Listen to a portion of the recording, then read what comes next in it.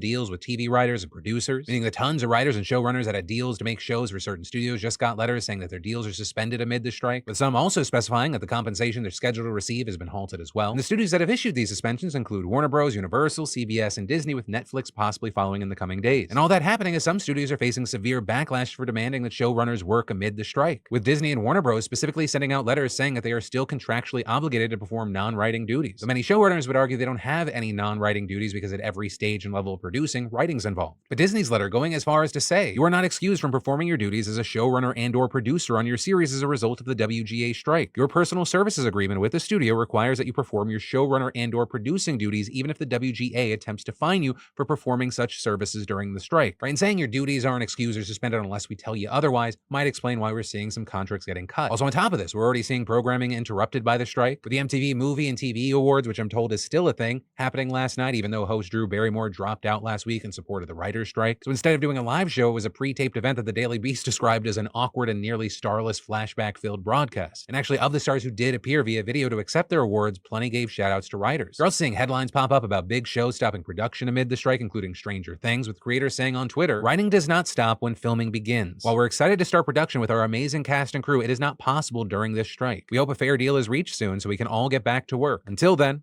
over and out, WGA strong. But with that, we've also seen some big names getting dragged into the conversation, this including Jenna Ortega, with writers actually taking aim at her over previous comments that she made about writing on Netflix's Wednesday. Right, and that because on a podcast, she said she did a lot of rewriting on the show. I don't think I've ever had to put my foot down on a set in a way that I had to on Wednesday. Everything that she does, everything that I had to play, did not make sense for her character at all. There's no way. There was times on that set where I even became almost unprofessional in a sense where I just started changing lines, and then I would have to sit down with the writers and they would be like, wait, what happened to the scene? And I would have to go through and explain why I couldn't do certain things. And those comments critical of the show's writing earned her some, some love, people saying queen, but also backlash. And now, during this strike, you have writers making jokes about it, saying she should join the picketing. One saying, rewriting is writing. See you at the line, Jenna. One even holding a sign that said, without writers, Jenna Ortega will have nothing to punch up. So there you also had tons of people defending her, saying it's not fair to make her the butt of the joke here when this is something a lot of actors do. There are plenty of script notes on set to better fit the character they've built. She shouldn't just be singled out for that. Also, I will say with this whole strike situation, one of the biggest controversies involved two people that are not writers. I don't know if you saw, I mean, the situation got pretty viral, but political commentator Hassan Piker actually went out to see the picketing. He was live streaming the whole thing, did it with Adam Conover, who, by the way, is a BAMF. Well, this was getting general attention and things were popping up like, oh, look, Hassan bought everyone pizza. What ended up getting the most attention was his stream getting interrupted by a troll. We love landlords. We love landlords. We love them a lot. We're all against unions. They're not fair to the corporate companies.